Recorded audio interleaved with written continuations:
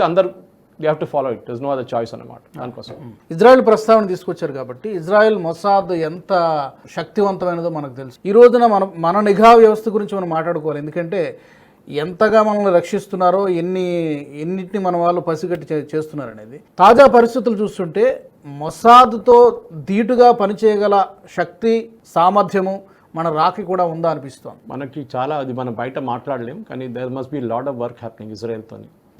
మనకి ఇద్దరికి ఒక కామన్ థింగ్ ఉంది, ఇజ్రాయెల్ అన్ని ఎనిమీస్తో సరౌండ్ అయి ఉన్నారు. జార్డన్, సిరియా, ఈజిప్ట్ వీళ్ళందరూ, ఇక ఒక గాజా, ఆక్యుపైడ్ వెస్ట్ బ్యాంక్, ఇదంతా అంటారు కదా చూడండి, వీళ్ళు ఇదంతా కంప్లీట్ వీళ్ళని సరౌండ్ చేసి ఉన్నారు. వెస్ట్ బ్యాంక్ కానివ్వండి, గాజా కానివ్వండి, ప్యాలెస్టైన్లో ఈజిప్ట్, జార్డన్, సిరియా వీళ్ళందరూ ఒకసారి అటాక్ చేసింది ఇజ్రాయెల్ మీద, 2 సార్లు చేశారు వాళ్ళు.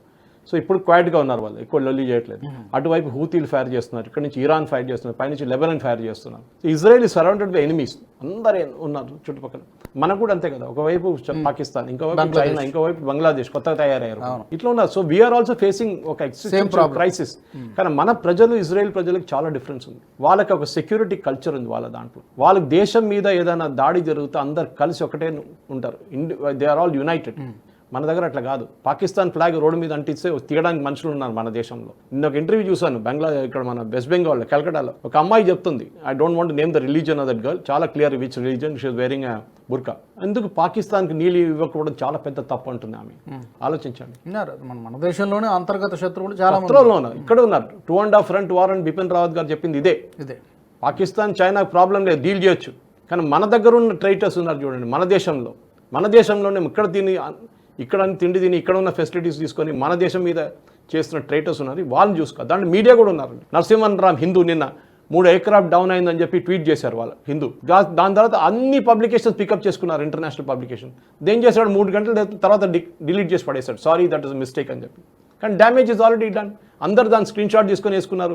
న్యూయార్క్ టైమ్స్ నుంచి, వాషింగ్టన్ పోస్ట్ నుంచి అందరు, ఈ యూకే పబ్లికేషన్స్ అంత పెద్ద పుకారు, ఇండియాది 3 ఎయిర్క్రాఫ్ట్లు పోయింది. మనం బార్డరే క్రాస్ చేయలేదురా నాయన, ఎక్కడి నుంచి వెళ్తుంది, వాళ్ళు ఎక్కడ ఫైర్ చేస్తారు. సో దిస్ ఇస్ ఈ డిస్ఇన్ఫర్మేషన్ క్యాంపెయిన్. ఇదే హిందుస్థాన్ టైమ్స్ వాళ్ళు వాడారు, డెక్కన్ హెరాల్డ్ వాడు, వీళ్ళందరూ చేశారు. ఇట్లాంటి వాళ్ళని ఫస్ట్ బ్యాన్ చేసి పడేయాలి. అప్పుడు ఒక మెసేజ్ వెళ్తుంది, దేశం ఇంత సీరియస్ సిచ్యువేషన్లో పోతున్నప్పుడు మీరు పాకిస్తాన్ సపోర్ట్ చేస్తున్నారు. మీరు ప్రింటెడ్ పబ్లికేషన్ ఇవాళ చూసాను, సేమ్ న్యూస్ రిపీట్ చేశారు. మళ్ళీ ఎవరు, పాకిస్తాన్ డిఫెన్స్ మినిస్టర్ని ఇంటర్వ్యూ చేశారు CNN వాళ్ళు, అందరు నవ్వుకున్నారు. ఆయన ఏమన్నాడు, ఎక్కడ మీకు న్యూస్ వచ్చిందంటే ఇండియాలో సోషల్ మీడియాలో వచ్చింది అంటున్నారు. 5 ఎయిర్క్రాఫ్ట్లు పడిపోయిందంట. ఆలోచించి 5 ఎయిర్క్రాఫ్ట్ కింద మేము కొట్టుపడేస్తాం పాకిస్తాన్ అంటే, మీరు చేశారంటే నాకు తెలియదు, ఇండియాలో మీరు సోషల్ మీడియా చెప్తున్నారని చెప్పి.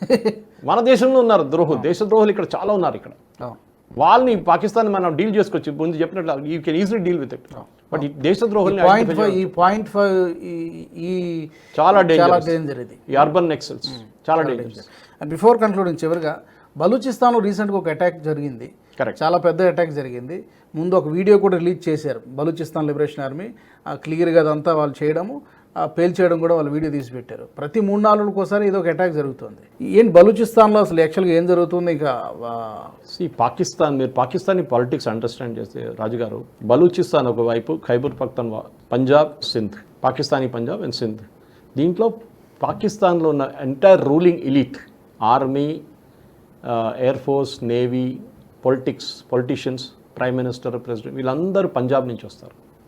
కొన్ని రేర్ కేసులో బయట ఉన్న వాళ్ళు ఉంటారు, సింధు వైపునో, లేకుంటే ఖైబర్ పఖ్తూన్ఖ్వా అసలు ఉండదు, ఎవరు ఉండరు. పష్తూన్ నుంచి ఇమ్రాన్ ఖాన్ ఒకరు ఉన్నారు అంతే. కానీ ఈ పంజాబీ ఎలీట్ కంట్రోల్ చేస్తున్నారు పవర్ మొత్తం పాకిస్తాన్లో. చూడండి, ఈసారి మనం కొట్టిందంతా పంజాబ్ మీద కొట్టాం 2 సార్లు, 2 లొకేషన్స్ ఆఫ్ పంజాబ్. ఈసారి first time that we hit first time మన 9 జరిగినప్పుడు. మిగతా అంతా మనం ఎప్పుడు పాకిస్తాన్ ఆక్యుపైడ్ కాశ్మీర్ మీద కొడుతుండే, ఈసారి పంజాబ్ మీద కొట్టాం. దాంట్లో ఒక మెసేజ్ ఉందండి, వాళ్ళకి షాక్ అదే. వాళ్ళకి అక్కడ నా పోతే పోయిందంటారు వాళ్ళు, పాకిస్తాన్ అక్కడ వస్తేదామని వాళ్ళందరూ అంటారు. కానీ ఇక్కడ మాకు ప్రాబ్లం, పంజాబ్ మీద కొట్టారా మీరు, మా ఏరియా మీద కొట్టి. దానికోసం చూడండి, ఇప్పుడు మనం ఇండస్ వాటర్ ట్రీటీ బంద్ చేయగానే వాళ్ళకి ఇంపాక్ట్ ఉంటుంది ఫస్ట్ పంజాబ్కి. వాళ్ళు సింధ్కి నీళ్ళు ఇయ్యారు అసలు. బలూచిస్తాన్ మర్చిపోండి. సో ఈ బలూచ్ ఆర్మీ కూడా ఎప్పటి నుంచో వీళ్ళ మీద దాడి చేస్తున్నారు, Balochistan Liberation Army. So Balochistan Liberation Army కొత్తదేం కాదు, వాళ్ళు ఎప్పటి నుంచో చేస్తున్నారు వాళ్ళు. సో డెఫినెట్గా వాళ్ళది నడుస్తూనే ఉంటుంది. కానీ వాళ్ళు మేము డైరెక్ట్ హెల్ప్ చేస్తున్నాం అంటే ఎస్ అండ్ నో 2 చెప్పొచ్చు. ఎందుకంటే మనకు డైరెక్ట్ ల్యాండ్ యాక్సెస్ లేదు వాళ్ళకి. వెళ్ళాలంటే మనం ఇరాన్ నుంచి వెళ్ళాల్సి వస్తుంది.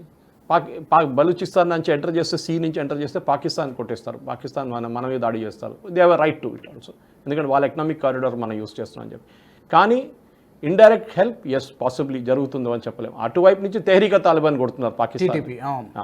మీరు మన ఈ పహల్గామ్ అటాక్ జరిగిన తర్వాత ఒక వారం తర్వాత మన ఒక డెలిగేషన్ కాబూల్కి వెళ్ళింది, మన ministry of external affairs, ministry of home defence నుంచి. ఎందుకు వెళ్ళారో నాకు తెలియదు. రేపు